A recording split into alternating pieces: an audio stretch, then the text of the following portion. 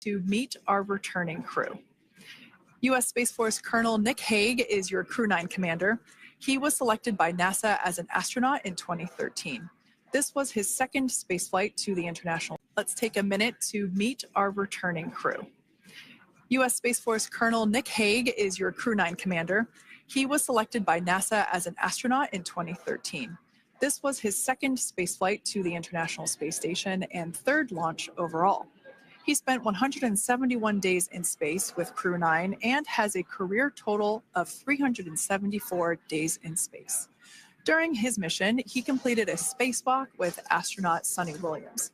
That was his fourth spacewalk, earning him a career total of 25 hours, 56 minutes of spacewalking time.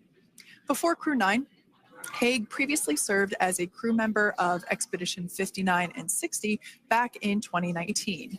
He flew with Alexei Ovchinin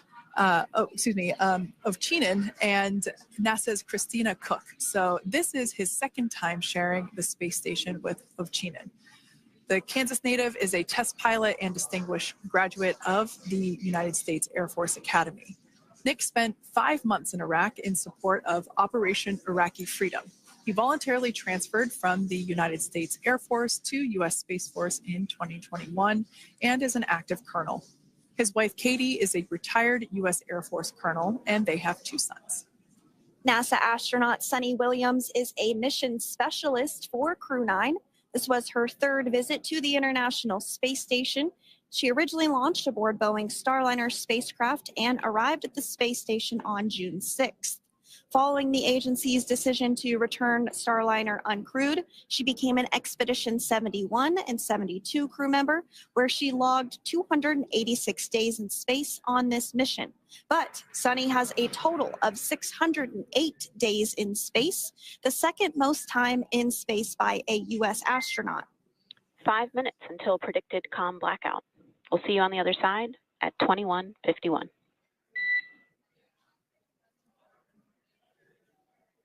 21:51. Talk to you soon.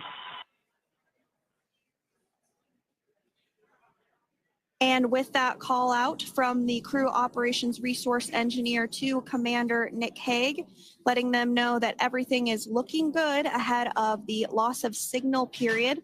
We will see the crew on the other side of the loss of signal period at 2:51 p.m. Pacific time this afternoon. Continuing on about Suni Williams, who has a total of 608 days in space, the second most time in space by a U.S. astronaut. Former NASA astronaut Peggy Whitson actually ranks first for the U.S. with 675 days in space. Suni conducted 2 spacewalks and has completed 9 over the course of her career for a total of 62 hours, 6 minutes of spacewalking time. She ranks 4th on the list of cumulative time spacewalking by a female astronaut, and she has flown on 4 different spacecraft types, including the Space Shuttle, Soyuz, Starliner, and now Dragon. Previously, she served on Expedition 14 and 15 in 2006 and 2007, and again with Expedition 32 and 33 in 2012. She's a retired U.S. Navy captain and is a proud graduate of the U.S. Naval Academy and was the first astronaut to run a marathon in space.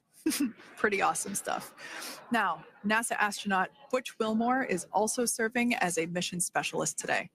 This is his third spaceflight and, just like Suni, logged 286 days in space. He conducted 1 spacewalk and completed 5 over the course of his career, earning him a total spacewalking time of 21 hours and 2 minutes. He's flown on 4 different spacecraft types throughout his career: the Space Shuttle, Soyuz, Starliner, and now Dragon.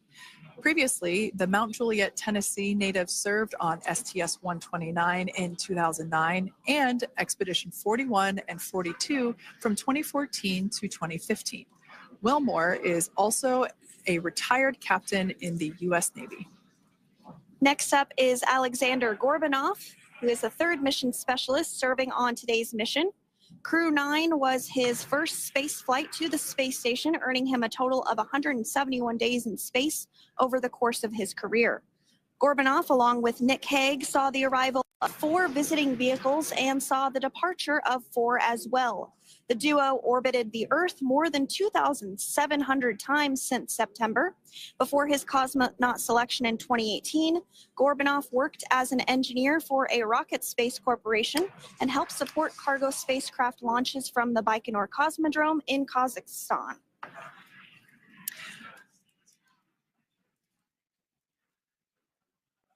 So if you are just joining us, we are continuing to bring you live coverage of Crew 9's return to Earth following their mission aboard the International Space Station, where they completed science and research investigations. We are targeting splashdown off the coast of Florida at 2:57 p.m. Pacific time. The next major milestone that we'll look ahead towards is what we call loss of signal, or LOS, when we won't have communications with the crew because they will be re-entering the Earth's atmosphere.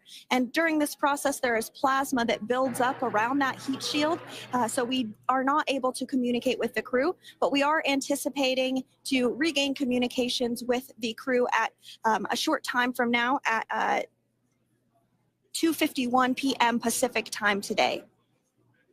As we said before, everything continues to look good for the return of the Crew 9 team. We are about to go into that period of loss of signal.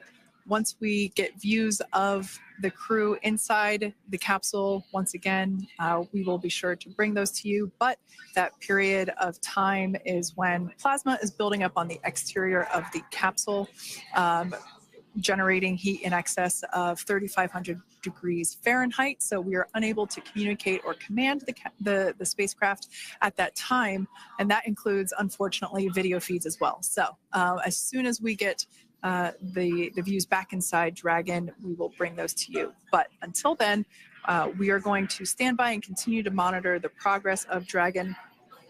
Like Sandra just said, we are anticipating the blackout period to begin at 2:51 p.m. Pacific time, 5:51 p.m. Eastern time. This will last for several minutes. It's not super exact, even though we are predicting acquisition of signal, or AOS, to come back at 5:51 p.m. Eastern time. In the past, we have regained communications sometimes a little bit earlier than that, so we'll probably start to hear Core begin to hail Crew Dragon a minute or two prior to that anticipated acquisition of signal. But right now, Nick, Sunny, Butch, and Alexander are seated in their seats inside Dragon Freedom. Their visors are down, and they have put away or stored the tablets they had located on their upper leg to monitor Dragon's progress. Now they will be utilizing the touchscreen displays, where the current operation and future operations will be displayed as they are able to monitor Dragon's progress continually. As I said before, Dragon is autonomous, meaning it is flying itself. So the crew stands by and monitors, and those touchscreen displays are what will be allowing them to do so and prepare for events such as parachute deploy. And while on board the International Space Station, Nick, Sunny, Butch, and Alexander contributed to over 900 hours of science and research investigations, which is really the key purpose of the International Space Station. Now, the International Space Station is celebrating a major milestone this year, where they will be celebrating 25 years of continuous human living and working aboard the International Space Station, contributing to key science and research investigations that impact our lives here on Earth. There's research being done on Parkinson's, on osteoporosis, on cancer research, and a variety of other studies. Additionally, the microgravity laboratory provides a jumping off point for us as we venture back to the moon and onto Mars through longer duration space flights. One such example that the crew worked on during this mission was an alternative exercise device. In microgravity, the crew has to exercise for about 2 hours a day because they're not having the effects of gravity on their body. So to prevent bone and muscle loss, we counteract that with 2 hours of exercise per day. On board the International Space Station, they have 3 ways in which they can exercise. They have a bike, they have a treadmill, and they have a similar to a weightlifting machine that counteracts the microgravity environment.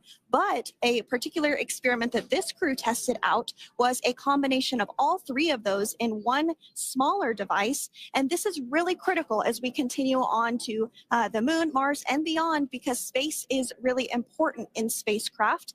So if we have something smaller that the crew might be able to utilize, that can potentially help us venture out even further into the solar system. So science is really the name of the game when it comes to the International Space Station. Some of the other science highlights that took place during this increment that are particularly interesting to me was we had the first wooden satellite that was deployed.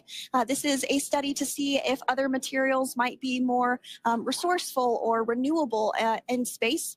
So I'm really excited to see the results of that one as well. Additionally, we had a couple of spacewalks that took place to not only provide maintenance to the International Space Station, but also where we swabbed the outside of the space station near vents to see if any microbes that we all have microbes on us, to see if any of those could survive in the harsh environment of space, which again is very important for us to know and understand as we continue to the moon, Mars, and beyond. Very exciting stuff. Now, at this point, we have now entered the communications blackout period for the Dragon spacecraft. This lasts approximately 7 minutes due to plasma formation around the spacecraft itself. During this time, no vehicle telemetry is received by mission control or the recovery team, and no external commanding of the vehicle or voice communication is possible. But as a reminder, Dragon is designed to fly itself. During reentry, the vehicle will be slowing down from orbital velocity, which is approximately 17,500 miles per hour.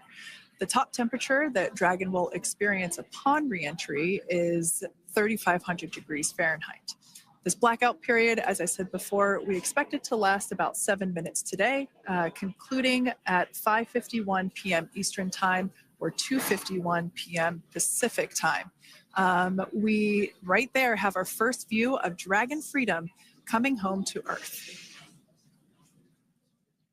And that view is from the WB-57, which is one of NASA's high altitude planes that is tracking. Now, because of the way that this camera is configured, it does look like it is dark, but it is indeed daytime, and you're beginning to see that plasma trail as Dragon re-enters the Earth's atmosphere. All of that is expected. We are anticipating an acquisition of signal around 2:51 p.m. Pacific time, so just minutes from now, and you may hear the core begin to hail out or call Dragon for communications and see if we can potentially get communications with them a little bit earlier. Following this, we'll have two events in rapid succession. We'll have the drogue parachutes deploy at 2:53 p.m. Pacific, followed by the mains just 1 minute later at 2:54 p.m. Pacific time, ahead of a splashdown at 2:57 p.m. Pacific time off the coast of Tallahassee, Florida.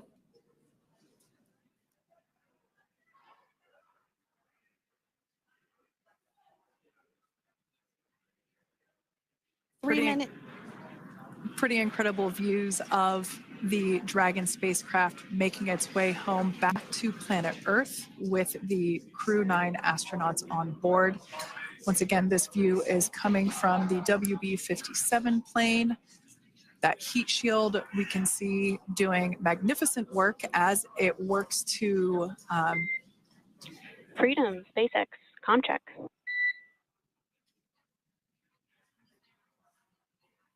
All right, we're going to start hearing the SpaceX Crew Operations Resource Engineer. SpaceX Freedom is with you. 4.16. Enjoying the ride.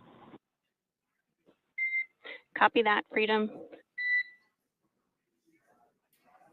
Great news there from Commander Nick Hague reporting back. We see a healthy flight computer. Expect automated chute deployment. Freedom copies. Like we said before, things moving very quickly as Dragon Freedom makes its way home. Next event coming up will be deployment of the drogue parachutes. This occurs around 18,000 feet. GPS has converged. Expect nominal altitude for drogue chute deployment.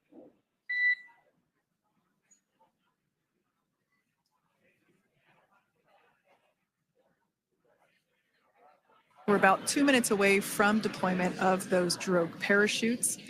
Now the heat shield is continuing to work to slow the vehicle down. That entry period, the Dragon spacecraft went from orbital velocity about 17,500 miles per hour down to about 350 miles per hour. So that really gives you a sense of why that plasma builds up on the exterior of the capsule, thanks to the heat shield and the work that it does. Those drogue parachutes will slow it down from 350 to about 119 miles per hour. We can see 15 kilometers. Brace for drogue window. We can see seat rotation happening inside the capsule. Great to get those first views of our crew members. Once again, the capsules are going about 350 miles per hour when the drogues are deployed. Those drogue parachutes that we manufacture here in-house are going to slow the spacecraft down to 119 miles per hour. And that is when we will see the main parachutes deploy, and that occurs about 6,000 feet above the ocean's surface. And we are expecting drogue deployment at 2:53 p.m. Pacific, so we should see it any second now. And there you are getting a great view of Crew 9 inside Dragon Freedom as it returns back to Earth. We are awaiting the drogue deploys. This view coming from the WB-57 high altitude plane. And there you see it on your screen, drogue deployment. Drogue descent rate nominal. You can hear the crowd here. Visual on 2 healthy drogues. The crowd here very excited as Dragon Freedom continues to make its way back to planet Earth.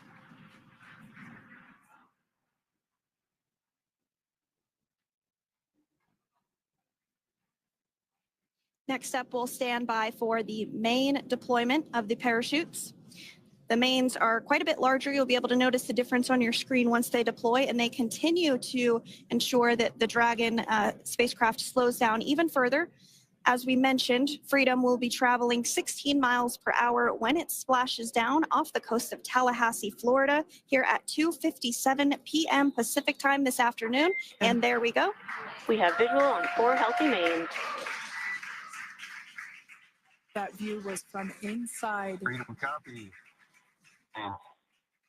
That view was from inside one of the buckets where the parachutes are located. So we see a great view there of the reefing on those parachutes. And as those main parachutes begin to inflate fully, 4 beautiful, healthy mains. Now awaiting visuals of splashdown. Next Freedom, 1,000. We'll start to hear Commander Nick Hague. Copy, 1,000. As we heard right there, Commander Nick Hague will be calling out the altitude of the Dragon capsule from here on out. Landing in water is simpler and provides more margin against unlikely parachute issues. You can see those parachutes continuing to slow the Dragon capsule down.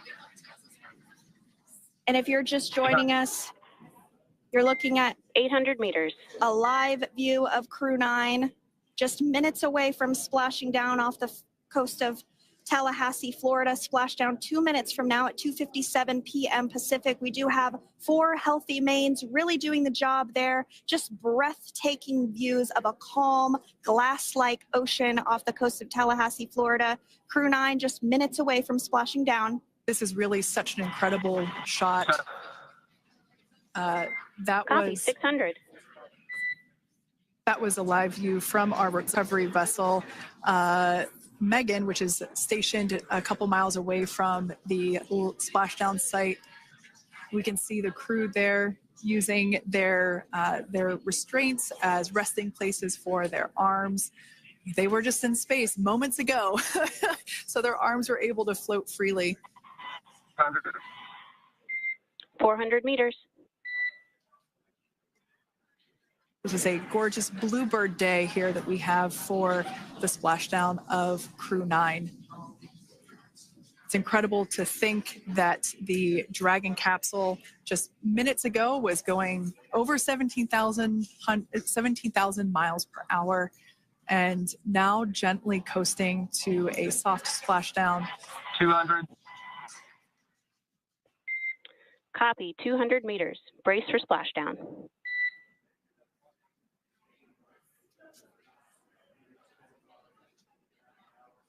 As you can see there on your screen, continuing to monitor progress of the Dragon spacecraft.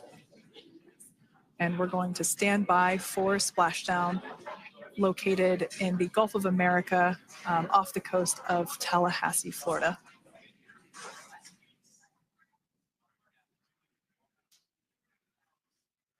And splashdown, Crew 9 back on Earth.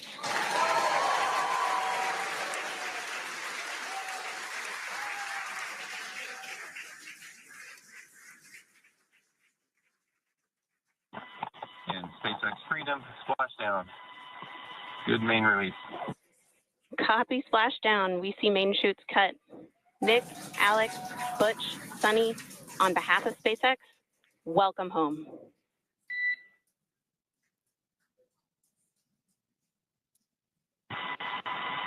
It is an amazing, what a ride. I see a capsule full of grins ear to ear.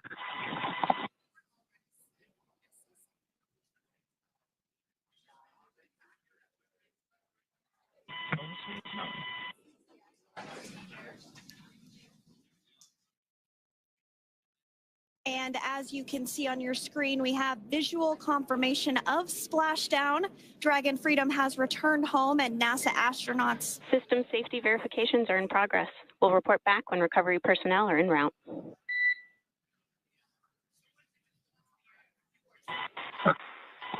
Understand, and we're in section 2, 4.800 landing response. And looking for your words on this is necessary.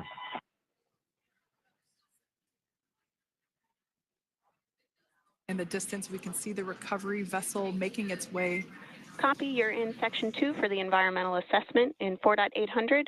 That is not necessary today. Understand. Raising buzz. So we will continue to have communications between the Corps and Nick Hague, the commander of Crew Dragon Freedom, which just splashed down 2 minutes ago off the coast of Tallahassee, Florida. Dragon Freedom has returned home with NASA astronauts Nick Hague, Sunny Williams, Butch Wilmore, and Roscosmos cosmonaut Alexander Gorbunov. They're back on Earth after approximately 17 hours of a return journey from space. The SpaceX recovery ship and team have been waiting for Dragon's splashdown, and they will now make their way to the splashdown location. The teams have been ready and waiting about 3 nautical miles away, so it's going to take them about 30 minutes or so to make their way and to SpaceX Freedom. Pretty sure we're in stable 1. Copy, stable 1. We see the same.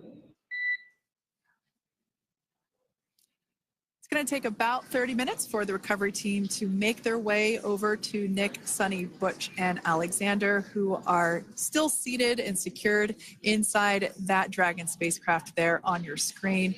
Incredible views there of that thermal protection system, or TPS. That Dragon capsule was pristine, white color before it departed the station, and we can see how the reentry phase, the thermal protection system did its job. Now, if you're wondering what that hole, that like bucket area is, that is underneath the side hatch. That is where the main parachutes were stored. So when we saw the Dragon capsule docked at station, it looked very different. The panel that protects and covers the main parachutes, that was still intact, as well as the panels that enclose where the drogue parachutes are located. We can see those fast Freedom. boats. SpaceX is go for recovery personnel to approach. Expect personnel alongside in the next few minutes. Freedom copies. We can see those fast boats. We weren't kidding when we said they were fast. While it does take about 30 minutes for the main recovery vessel to make its way over to the capsule, these fast boats will be doing a couple of things simultaneously. A couple of them are going to be working to retrieve the parachutes that you see in the background there of this drone shot. Those parachutes will be retrieved from the ocean surface. We want to make sure we are able to pull those out. The recovery vessel there closest to the spacecraft is going to be performing some safety checks. We can see there they're using an instrument that is basically working to detect if there are any hypergolic vapors or fumes that are still residing in and or around the Draco thruster nozzles or outlets. The hypergolic fuel, which is necessary for on-orbit burns to maneuver the spacecraft. Unfortunately, those hypergolics are unable to be breathed. They are toxic, and so this team here is doing those initial safety checks to make sure that it is safe for the rest of the recovery team to approach the spacecraft. They're also checking to make sure that any residuals from the pyros are safe and are not going to cause any issues. We can see the team working their way around the spacecraft to do these basically these sniff tests on all of those Draco thrusters. And as we continue to await the recovery of our Dragon spacecraft with NASA astronauts Nick Hague, Sunny Williams, Butch Wilmore, and Roscosmos cosmonaut Alexander Gorbanov inside, Dragon has autonomously completed several steps to safe itself following splashdown. We are continuing to see Dragon in what is known as stable 1 configuration. That's kind of the ideal configuration following splashdown. It's upright, and the Dragon capsule is in the right configuration for it to be hoisted into the recovery vessel Megan, which you do see a little ways off in your screen approaching. Dragon will continue to remain live on air with you through that recovery process, all the way through the point where the crew is extracted from the Dragon spacecraft. Now, if you are just joining us, the mission has gone smoothly so far. Dragon successfully splashed down off the coast of Tallahassee, Florida at 2:57 p.m. Pacific, 5:57 p.m. Eastern Time this afternoon. Approximately 17 hours prior to splashdown, Dragon autonomously undocked from the International Space Station, completed a series of departure burns, jettisoned its trunk section, and performed its final burn, the deorbit burn. This placed the Dragon spacecraft on a trajectory toward Tallahassee, Florida. Dragon successfully re-entered the Earth's atmosphere, followed by deployment of its parachutes to slow the spacecraft down to a gentle splashdown. We're now going to follow the Freedom. Hypergol sweeps and unfired ordnance checks are nominal. Rigging is in progress.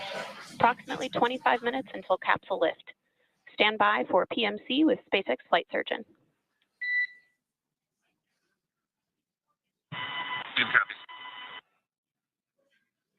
And so what we did just hear there was communications that those hypergol checks were complete.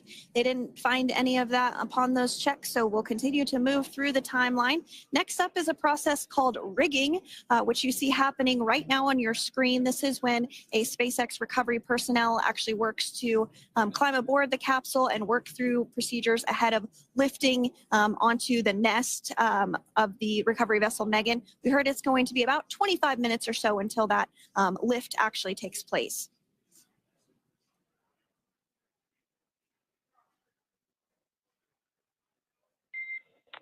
Okay, Freedom, the next call will be from the SpaceX flight surgeon on Dragon and Ground Private.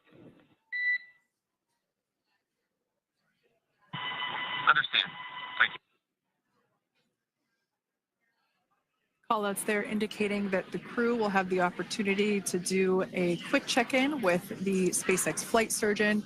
This is standard procedure for every Dragon spacecraft when it returns to Earth. It's just an initial check-in, make sure everybody is doing okay. They will also have another check-in with the flight surgeon once they are on board that recovery vessel that you see there in the background. We can now see that SpaceX recovery team member they're on top of the Dragon spacecraft. They are going to be working to install plugs in the Draco thrusters to ensure that none of those, and to ensure that no more hypergolic fumes or vapors come out from the spacecraft. They'll also place harnessing around the spacecraft that are required in order to lift it out of the water. Go Go ahead, Sandra. Continuing to get some views of the recovery personnel, both the main recovery vessel Megan, as well as some of those fast boats that we've discussed previously. It looks like just a beautiful day there out off the coast of Tallahassee, Florida. Weather was pristine. We were able to get undocked from the International Space Station as expected at 10:05 p.m. Pacific time yesterday evening, and Crew Dragon has since completed steps ahead of its splashdown at 2:57 p.m. Pacific, and we're now stepping through procedures to get Dragon hoisted up onto the Megan recovery vessel and get the crew extracted out of the spacecraft. And you did see some of the parachutes that were near the spacecraft. Upon detection of landing, Dragon automatically releases those main parachutes to prevent wind from pulling the spacecraft. Dragon then automatically safes any pyrotechnics that may still be present on the vehicle and may automatically perform additional minor system reconfigurations. The astronauts will remain seated and in their suits at this point, but the onboard air conditioning keeps things temperature controlled inside the spacecraft so the crew remains comfortable, and the communication systems. Freedom, SpaceX, ComCheck. SpaceX, this is Freedom. We have loud and clear. Copy that, Freedom. Have you loud and clear as well, and Dragon to ground is no longer private. Understand, thank you. As we saw there on the screen, we have a couple of fast boats in the recovery fleet that have quickly moved into the splashdown location. They are being followed by one of the main recovery vessels, which will move into position upwind of the spacecraft. The two fast boats have very specific roles. Excuse me. The first approach is focused on immediate safety inspection, as we saw. They do this for spacecraft integrity and checking for any presence of those hypergolic propellant vapors. And this ensures that it is safe for the recovery vessel to approach Dragon. Once Dragon is cleared for full approach, as we heard is the case today, the team begins rigging the spacecraft recovery ship. The second fast boat is responsible for parachute recovery and also serves as a redundant boat to the first one that makes the initial approach to the Dragon spacecraft. As we saw a little bit earlier, we were also able to see one of the recovery team members get on a jet ski to help gather up the parachutes that were automatically detached from the Dragon spacecraft upon splashdown. And it will take a little over 10 minutes for the recovery crew to complete their safety checks. Once they complete, the team will begin preparing Dragon to be lifted. And as you see, they are preparing for that to take place at this point. As part of the preparation for this lift, one member of the recovery team has climbed on top of the spacecraft already so they can attach Dragon's hoist rings and connect to the lifting lines. It will take us less than an hour to raise Dragon to the recovery boat and remove the crew from the spacecraft. After medical checkouts, the crew will return to land within 4 hours by helicopter. And if no additional medical assistance is needed, the crew will board a waiting NASA plane and depart for Houston.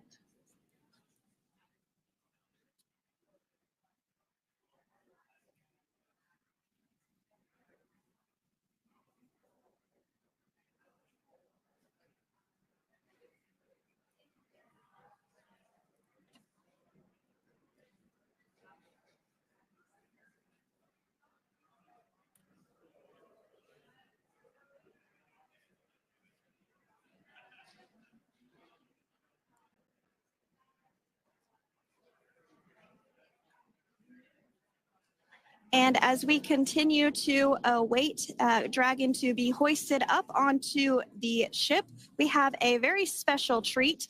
NASA Public Affairs Officer Jaden Jennings, who is actually on the recovery vessel and had a bird's eye view of the splashdown today. Jaden, how are you? How was the view from the recovery vessel?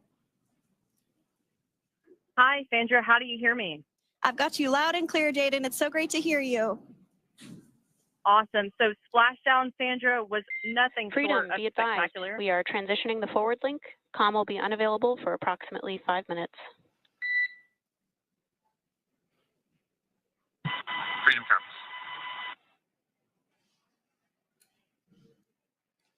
Thanks so much, Jaden. We did just have some communications letting us know that we'll have about a 5-minute period where we won't be able to hear from the crew. So please go ahead, tell us, how was the view from the recovery vessel?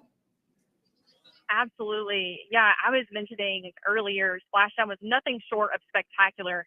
And we were stationed about 1.5 nautical miles away from the splashdown zone and had great visuals here on the recovery vessel Megan.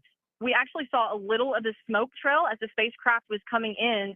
And then moments later, we spotted those drogue chutes, and this was quickly followed by 4 healthy white and orange main parachutes. We then tracked Dragon all the way down as it slowly propelled into the ocean. And I think I speak for all of us on the ship when I say a new core memory was made today, and we are looking forward to having Crew 9 on board with us a little later. Jaden, that is amazing. Now, obviously, we are watching it here on camera, and the landing conditions look pretty good, but how was it from your perspective? What is the sea state out there? Absolutely. Absolutely. So we've had optimal conditions for splashdown, and today it is sunny and 63 degrees outside right now with clear skies, light winds, and calm seas.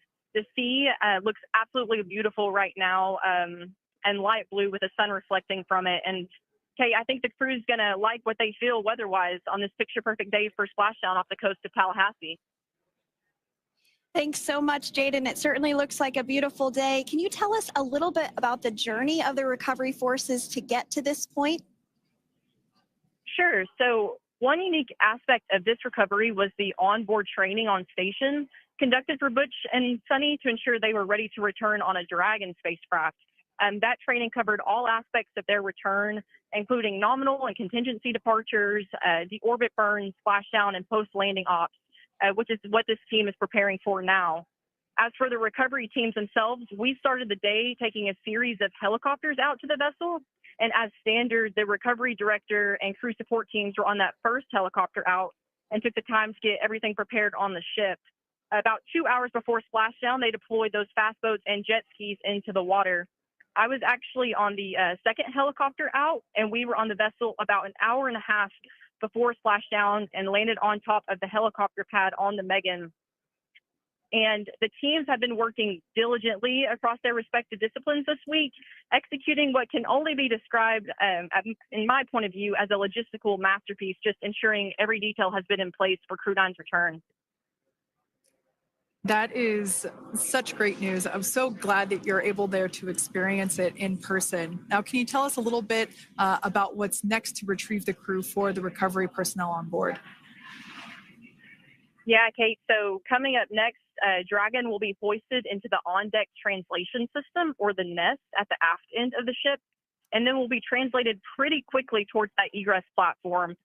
We'll perform another series of safety checks as final precautionary measures just to make sure there are no hypergolic vapors present before opening that side hatch. And then once that side hatch of the spacecraft is open, the crew will be assisted out of the capsule one by one from NASA and SpaceX. Freedom, SpaceX, ComCheck.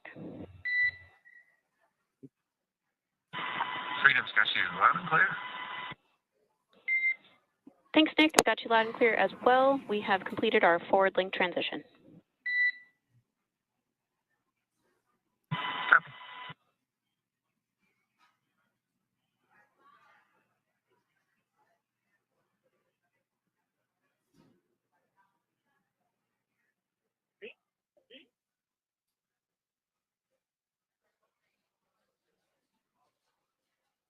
And Jaden, if you did just want to go ahead and let us know what is next to retrieve the crew, we are continuing to get some great views on our screen, but I know you have an even better view yourself. Oh, yeah, Sandra, this view is absolutely unbeatable. So just to kind of finish off what I was saying is once that side hatch of the spacecraft is open, that crew will be assisted out of the capsule one by one from NASA and SpaceX medical personnel, where they will then head to the med bay. And after those medical checks, they will get on that first helicopter out and arrive at the airport, where they will then board a NASA plane and then head back to Houston, Texas at the Johnson Space Center to begin their post-flight period. And we're eager to see the Crew 9 astronauts back on Earth, and we'll keep you updated on every moment of this process. With that, I'll toss it back over to you guys in Hawthorne. Thank you so much. That was Jaden Jennings, NASA Public Affairs Officer, who watched Freedom splash down firsthand from the recovery vessel Megan. Thanks so much, Jaden. So we are continuing to get these great views on our screen here of Freedom. As we mentioned, it splashed down at 2:57 p.m. Pacific time off the coast of Tallahassee, Florida. The recovery personnel are continuing to step through procedures to hoist Dragon onto the recovery vessel Megan there, which is now coming into view. You can see just how close Megan is at this point, and that's that helicopter pad that Jaden was just discussing, where the crew will fly off of onto the coast of Florida, and then eventually they'll fly back to Houston. Just underneath that helicopter pad is that translation deck where we will see the nest once it is loaded up with the Dragon spacecraft on board. The nest will be translated to the forward end of the recovery vessel, and that is where our Crew 9 team members will egress from the Dragon spacecraft. Now, here on your screen, we can see dolphins, actually, who want to come and play with Dragon.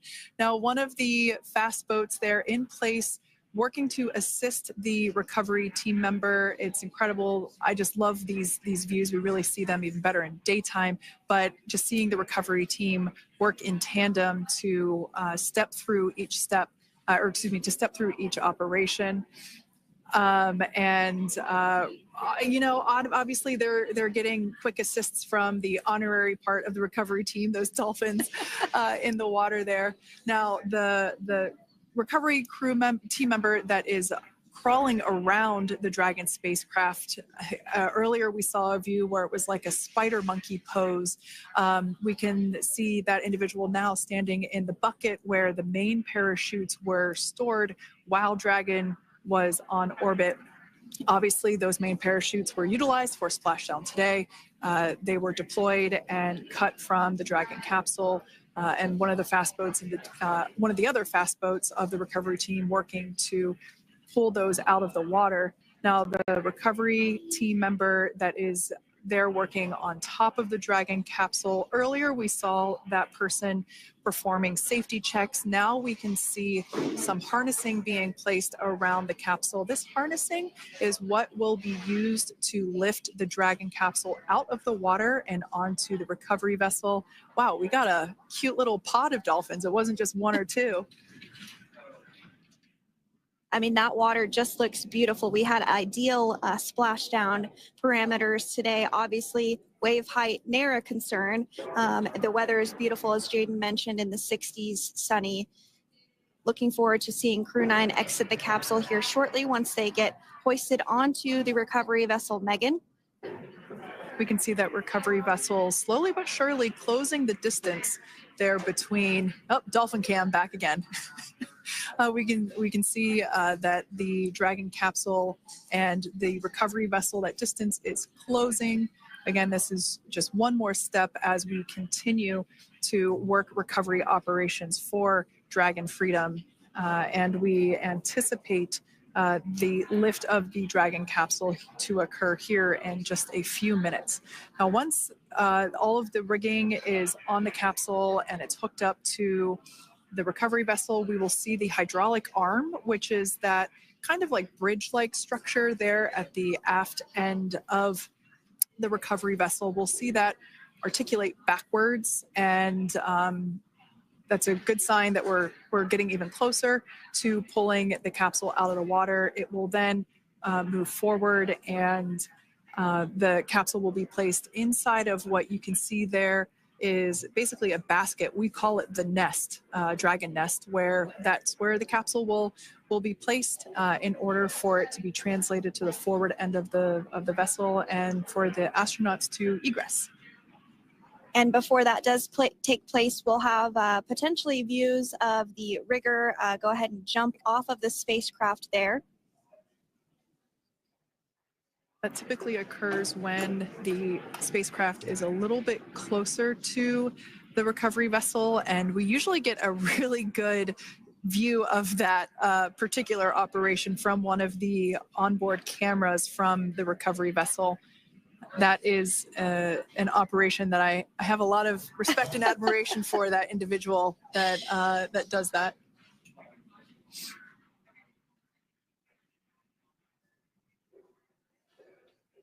So again, Dragon continuing to get closer and closer to the recovery vessel, Megan. You see some of those ropes now coming into view as well.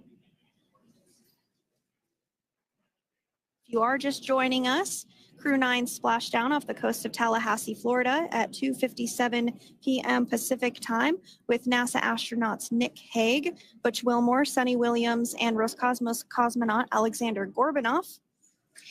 They're now working through procedures to hoist this spacecraft up onto the recovery vessel Megan. We just saw that hydraulic arm get lowered into the lifting position. That arm will be the mechanism that is utilized to lift Dragon up and out of the water and into the nest located there at the aft end of the recovery vessel. And the recovery vessel being used today is, as we mentioned multiple times, is named Megan, but that's actually after NASA astronaut Megan McArthur, who flew on Crew 2 a couple of years ago.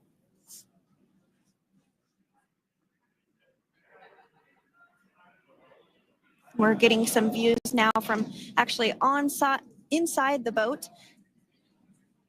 Yeah, you're exactly right. This view is straight down the recovery vessel. That platform that was closest to the camera, that is the egress platform. Freedom, rigging is almost complete. Approximately 5 minutes until capsule lift. Great news there from SpaceX Core. So about 5 minutes left until we see Dragon Freedom get lifted out of the water. That hydraulic arm, as I said before, is the mechanism that will lift it. It's quite swift, actually, the whole process of getting the spacecraft. Brace for capsule lift. Bracing. There it goes, Dragon Freedom being lifted out of the water and onto our recovery vessel, Megan.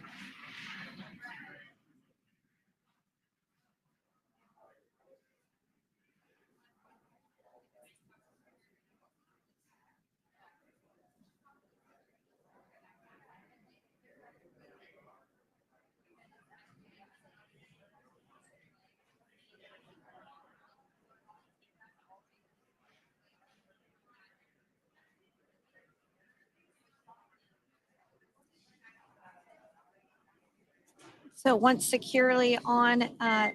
Welcome aboard the recovery vessel. Recovery personnel are completing final checks and stand by for translation to the egress platform.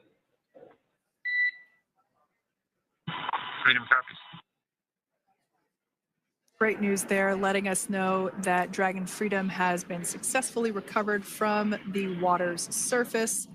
If you've just joined us, we had an on-time splashdown at 5:57 p.m. Eastern Time, and we can now see that the water recovery operations are continuing to progress. The nest where the Dragon spacecraft is located is going to get moved forward. This will happen after one of the recovery crew members does some checks, and we'll also see some hosing.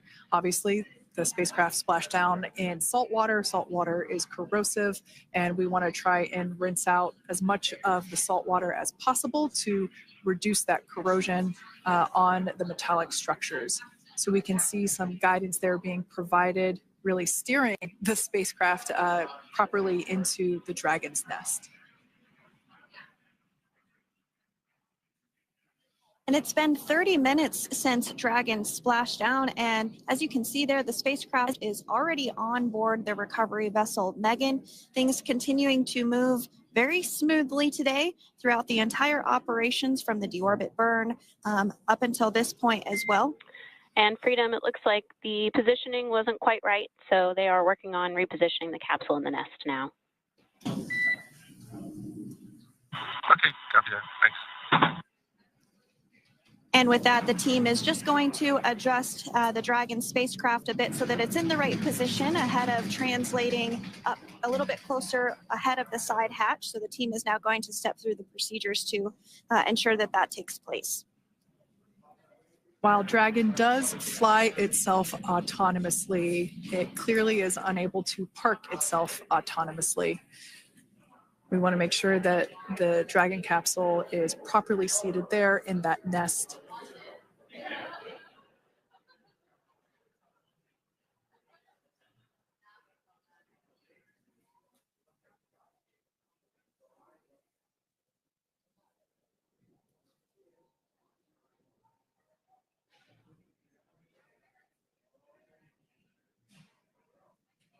Once Dragon is fully seated in the nest, we'll probably see a bunch of that salt water come out from the bucket there located underneath the side hatch.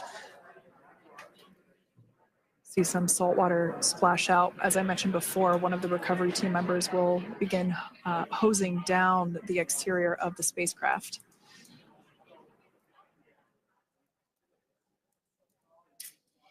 So you are continuing to get some great live views on your screen of Crew 9, which includes NASA astronauts Nick Hague, Sunny Williams, Butch Wilmore, and Roscosmos cosmonaut Alexander Gorbanov, who splashed down off the coast of Tallahassee, Florida, 2:57 p.m. Pacific time this afternoon. Now working to get that spacecraft situated in the nest.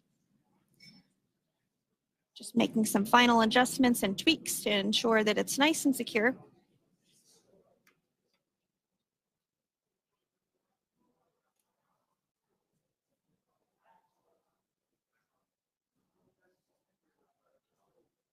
Once the spacecraft is seated and secured and oriented correctly in the nest, Dragon will be moved into the hangar located underneath that helipad that we saw earlier from the aerial views during recovery. All right, Freedom, looks like you are settled into the nest now. Team is working through hypergol sweeps. Copy all.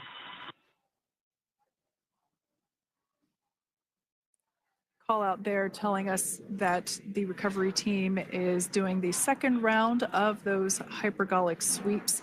This helps ensure that everyone, all the recovery team members that are located basically right where this camera is located on, towards the forward end of the recovery vessel, that they will all be safe once the spacecraft is translated forward. So we're just doing some additional steps to make sure that the hypergolic propellant that is utilized for maneuvering the Dragon capsule while on orbit, making sure that none of those vapors are still present on the exterior of the capsule. That's right. And there are a variety of individuals on board the boat that help with recovery operations. Not only do we have the recovery personnel that you see here, but we also have a doctor that will check out the crew members as standard procedure. As with any spacecraft that is returning from space, we always perform a medical check with the crew. So you will see the crew come out of the capsule and be placed on stretchers, just like with the Soyuz landing and with all of our Dragon splashdowns, that is the nominal procedure.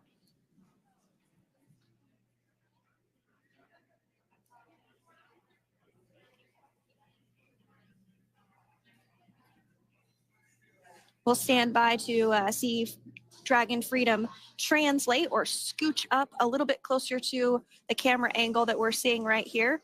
And then teams will step through procedures to get that side hatch opened. You see it right in the dead of center of your screen there. It's kind of that rectangular shape. It has not been opened since since Crew 9, which include Nick Hague and Alexander Gorbanov, launched back in September from the Kennedy Space Center in Florida. So that will be the very first time that that hatch is opened. Once docked to the International Space Station, crew enter through the top hatch, which was where the nose cone is now closed. That's the hatch that they actually utilize to go ahead and get inside the International Space Station.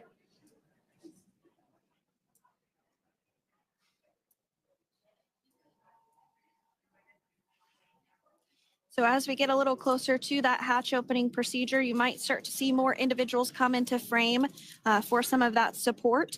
The ship has a maximum capacity of a little over 40 people on board, and it takes a variety of different roles, as we've discussed, to support. Also on board is the Chief of the Astronaut Office for NASA, that's Joe Acaba.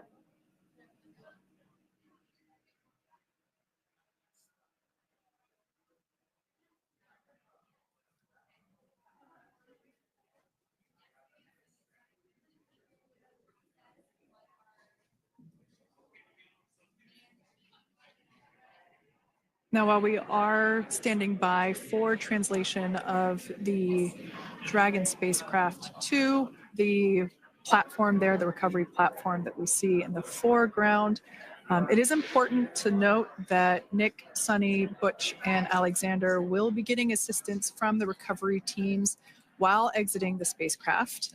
This is the same process for any returning long-duration crew members. As you could imagine, returning to a gravity environment can wreak havoc on our vestibular system, which is responsible for maintaining balance and motion. Of course, safety is our #1 priority with this operation, so we'll see the crew members helped out of the spacecraft one by one, and they will be assisted the few feet to the medical quarters aboard the boat. And on board Dragon are 3 veteran space flyers. That includes Nick Hague, the commander, as well as Butch Wilmore and Sonny Williams.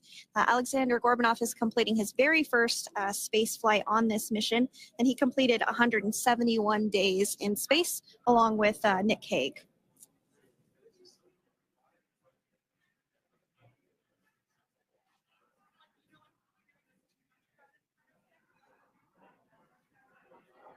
For those of you that have just recently joined us, well, I would encourage you to hit that rewind button and go back a few minutes. It was a beautiful splashdown of Dragon Freedom with the Crew 9 cohort on board.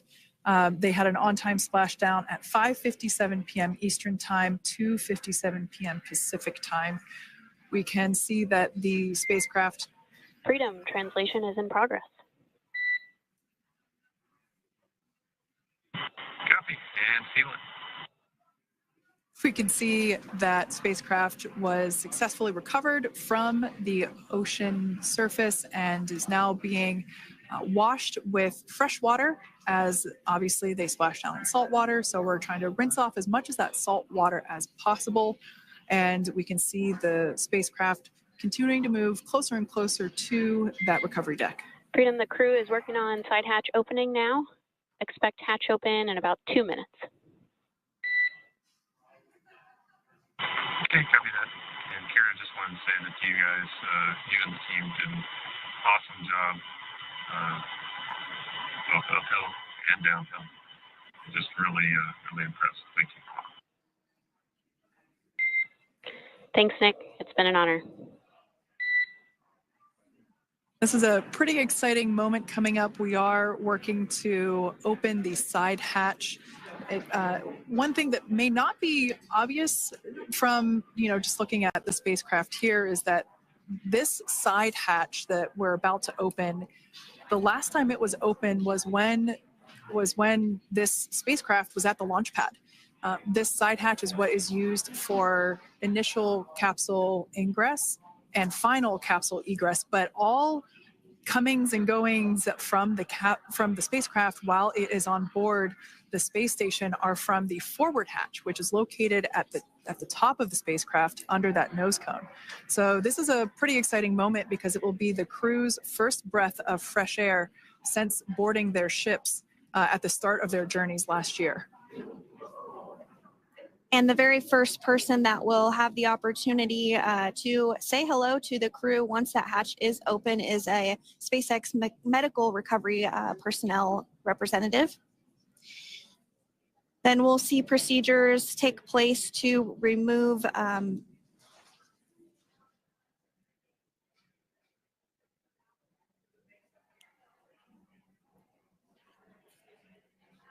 the footrests of Dragon. That will just help the recovery personnel get a little bit more room to access the crew and help get them out of the spacecraft.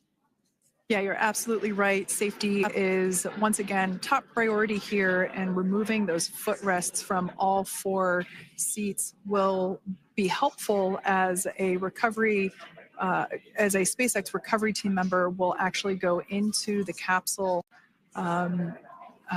into Dragon Freedom to help the crew members unbuckle and stand up, and essentially we'll also see a fun little slide be put in place to help the crew members exit the spacecraft safely. So yeah, we're going to remove all 4 of those footrests to basically give a little bit more working room inside the spacecraft.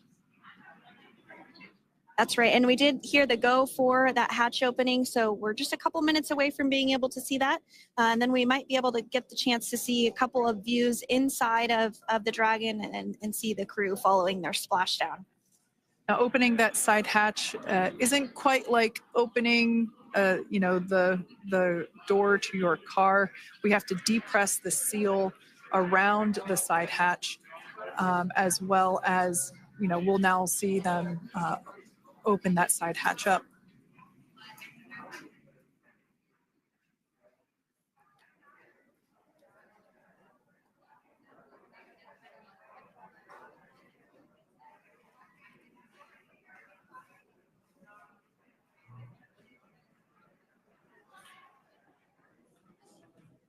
And there you have it. The side hatch is open for the first time since September.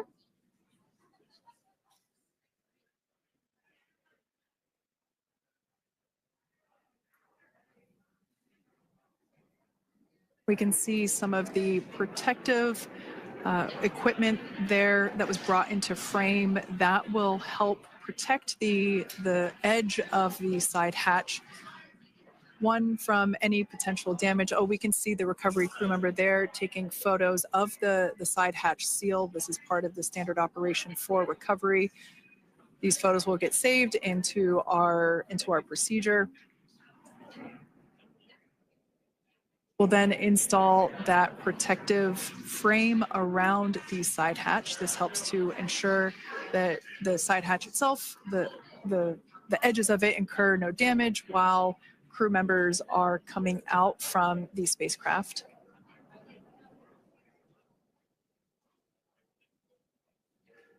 If you missed it, there was also a recovery team member that went inside.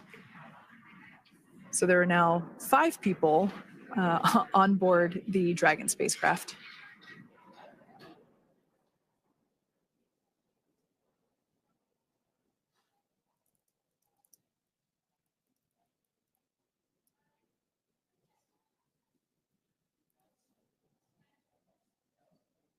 And if you are just joining us, it has not yet even been an hour since Crew 9 splashed down off the coast of Tallahassee, Florida at 2:57 p.m. Pacific time. The crew is now on board the recovery vessel Megan, and the hatch is open.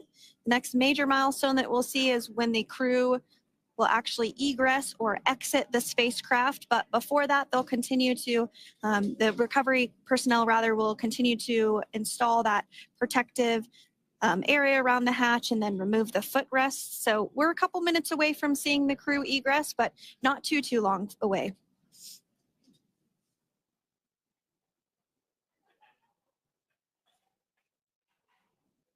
We'll probably see those footrests being handed out here in the near future, as I mentioned before. Oh, of course, we got to get a well-documented photo of the moment. Although we can't see it from here, I'm pretty sure there are 4 smiles on board right now. And we did hear that report out from the commander, Nick Hague, following splashdown, that there were four smiles as far as he could see. Yeah, capsule full of grins. Now, generally speaking, and there we do see Crew 9, some happy waves, smiles all around back on Earth.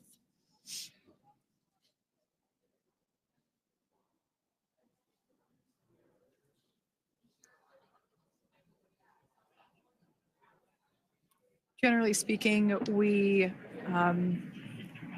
have the individuals in the 2 center seats of the spacecraft exit first. You might hear us refer to this as the exit process as egress. It's just another term for exiting the spacecraft. Generally speaking, we most of the time have the 2 center seats egress first, as it makes moving around inside the capsule a little bit easier.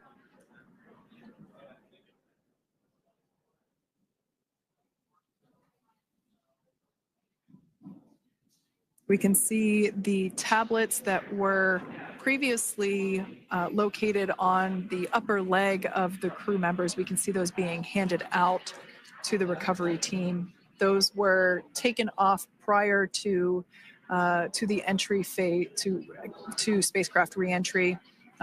Those had to be stored and secured prior to dynamic operations.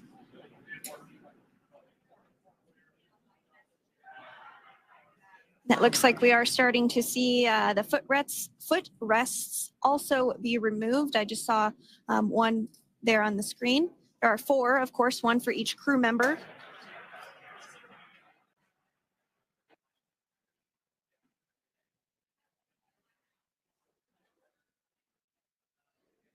Those footrests are made out of carbon fiber and are actually sized appropriately for each crew member, as everybody has different measurements and different leg lengths. Same goes for the armrests and the bucket length of each seat. We size those appropriately for the crew members and to ensure their comfort and safety. I believe we just saw the little ramp that is used to help slide the crew members out from inside the spacecraft. And once the crew does exit Dragon Freedom, they will be placed on to a stretcher to go to a medical bay for medical checkouts. This is standard procedure for all Dragon spacecraft flights that splash down crewed, as well as for our Soyuz spacecraft that land in Kazakhstan.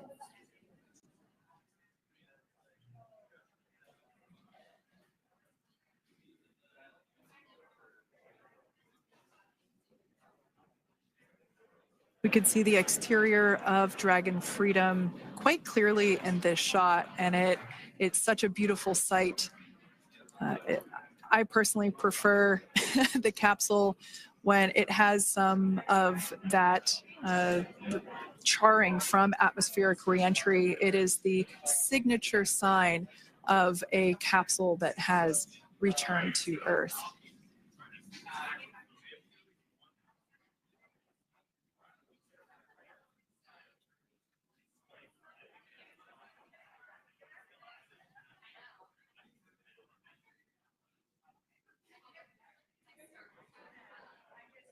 Continuing to stand by for our first crew member to egress or exit for Dragon Freedom following their splashdown at 2:57 p.m. Pacific time.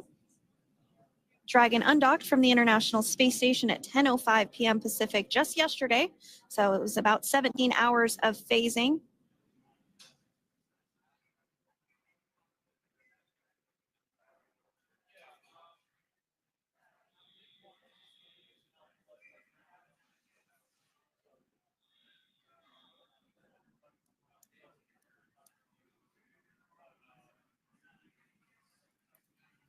And while on board the International Space Station, Crew 9 contributed to 900 hours of science, over 150 research experiments and investigations, making great use of the microgravity lab of the International Space Station, which celebrates 25 years of continuous human presence this November.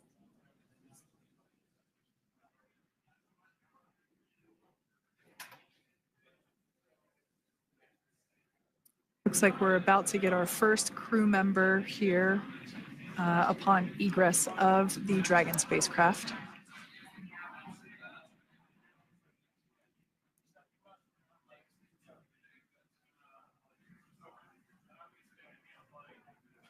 So we are standing by for that egress. Outside of Dragon, you do see one of those stretchers. This is the expected procedure as the crew will be taken to medical facilities following their exit from Dragon.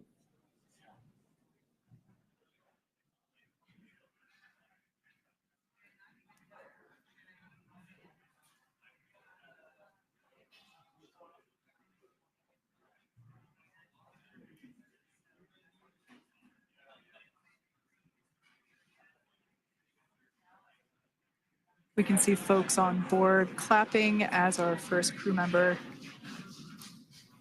And that is NASA astronaut Nick Hague commander of Crew 9,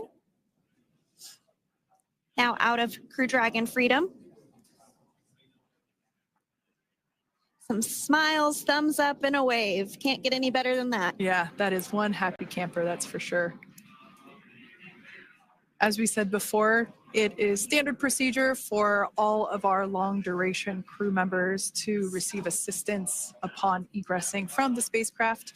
We basically help them move off of the recovery deck and into the private medical quarters for their initial consultation with the SpaceX flight surgeon. So we'll see that take place for all 4 of our crew members today.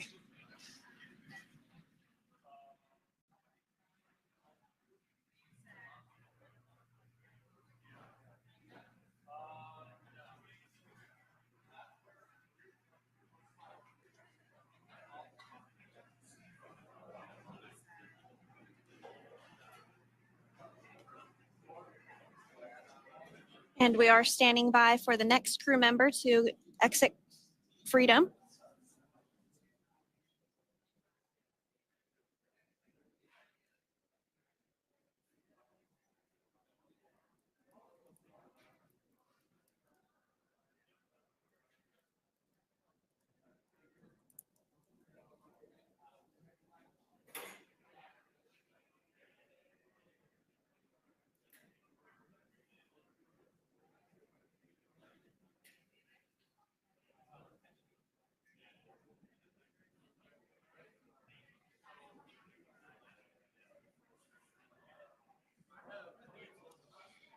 Next up out of the capsule, we expect Roscosmos cosmonaut Alexander Gorbanov.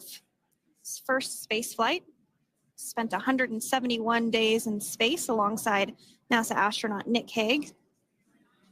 Looks like we're getting some cheers and clapping on board as Alexander is slid down the little ramp and placed into the mobility aid.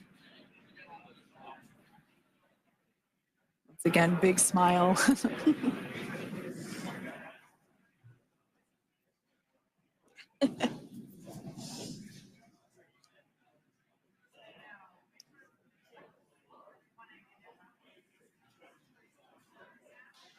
Now, the 2 crew members remaining in Dragon are NASA astronauts Sunny Williams and Butch Wilmore. They completed 286 days in space. One of the remaining footrests being removed from the Dragon spacecraft.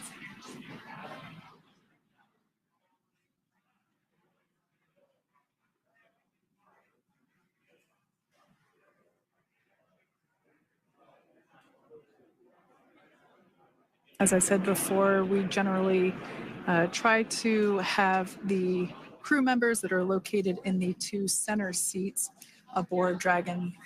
And we like to have them egress first if possible, as it creates a little bit more movable working room inside the spacecraft. There is a recovery crew member inside that is helping all of our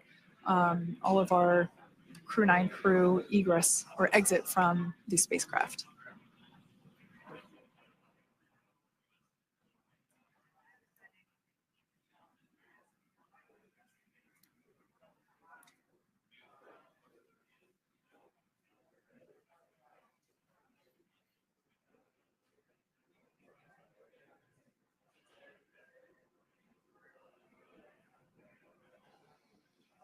We are standing by for the next crew member to egress or exit Crew Dragon Freedom following the splashdown not even an hour ago at 2:57 p.m. Pacific time.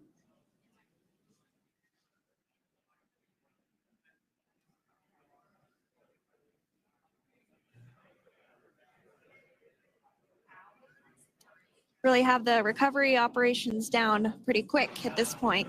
Yeah, it's pretty incredible to think that, just 5 years ago when we were doing the initial demonstration missions of the Dragon for Crew Dragon, that now we're under about 30 minutes for, to retrieve the spacecraft from the water, and just several minutes here while it's been on board and to get everyone really to get that side hatch open.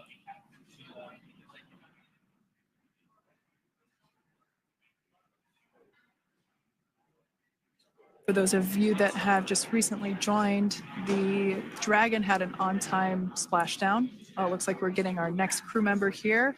That is none other than Sunny Williams. Big smile, big waves. She, like her other crew members, now will be assisted onto the mobility aid.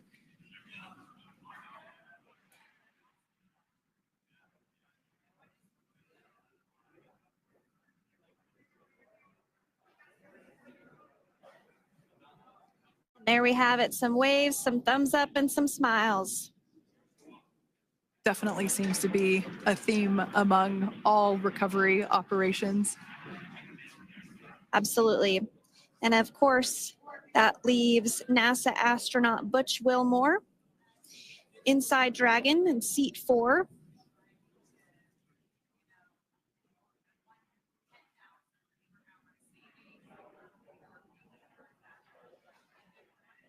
We're getting some views of him now as he egresses or exits the spacecraft.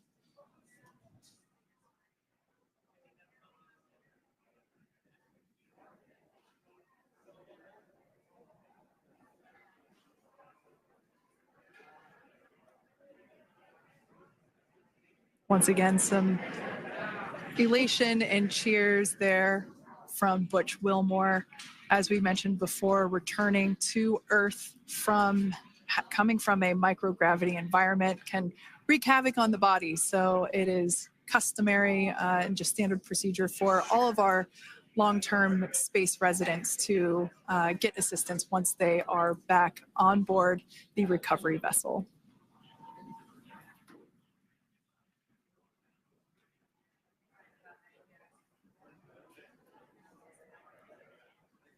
Well, now that Nick, Butch, Sunny, and Alexander are safely back home on Earth and getting checked out by the NASA medical team, we're going to wrap up our live coverage of their return. The Crew 9 mission began a little differently than usual since Butch Wilmore and Sunny Williams were already aboard the space station when Nick Hague and Alexander Gorbanoff arrived on the Crew 9 spacecraft in September. Having arrived as the crew flight test crew for Starliner, Wilmore and Williams were fully incorporated into the space station's Expedition 72 team and began research and other work aboard the station along with the other crew members. Williams commanded the orbiting laboratory for much of the expedition. After a successful liftoff and separation from Falcon 9, Nick and Alexander made a short flight on board Dragon to the International Space Station. Veterans of long-duration space station missions, both Williams and Wilmore conducted spacewalks during their 9 months in space. Like all crews on the station, Crew 9 had the ability to leave at any point had there been an emergency.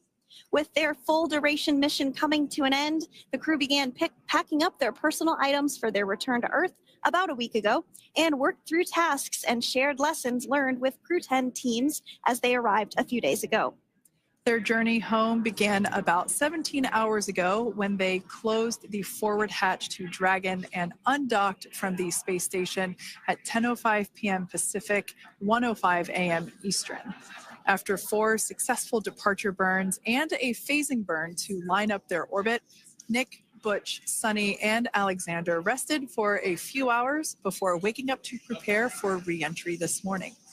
We jettisoned Dragon's trunk and performed our final on-orbit maneuver, the approximately 7.5-minute long deorbit burn, and that occurred at 2:11 p.m. Pacific, 5:11 p.m. Eastern Time. And that sent Dragon on its path home. The spacecraft re-entered the Earth's atmosphere and slowed its descent with successful deployments of 2 drogue parachutes and 4 main parachutes, with the final splashdown occurring off the coast of Tallahassee, Florida at 2:57 p.m. Pacific, 5:57 p.m. Eastern.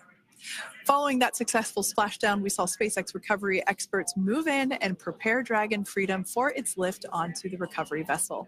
And just a little less than an hour following splashdown, we saw Nick, Sunny, Butch, and Alexander make their way out of Dragon and into the recovery ship's medical facilities, safe and sound. Next up, they'll catch a helicopter flight back to shore, well, where they'll transfer to aircraft that will take them home. The astronauts will take a NASA plane for the short flight back to Houston, where they'll be reunited with family and friends to bring an end to this mission. It's been an honor and a privilege to share their journey with all of you as we continue this new era in human spaceflight. Return today marks the end of the direct handover we executed after successfully launching the Crew 10 mission to the space station just last week on Friday, March 14th. Thank you, as always, for joining us for tonight's coverage of the splashdown of Crew 9. Remember to follow SpaceX on X and NASA online and on social media for updates for the very latest on crew and cargo flights to and from the International Space Station. And we'll continue to share the progress of Nick, Sunny, Butch, and Alexander on social media as they travel back home. We do also have a post-splashdown media briefing coming up at approximately 4:30 p.m. Pacific, 7:30 p.m. Eastern, where leadership will share a final update as we conclude this successful mission. So from all of us at NASA and SpaceX, welcome home, Crew 9. So long.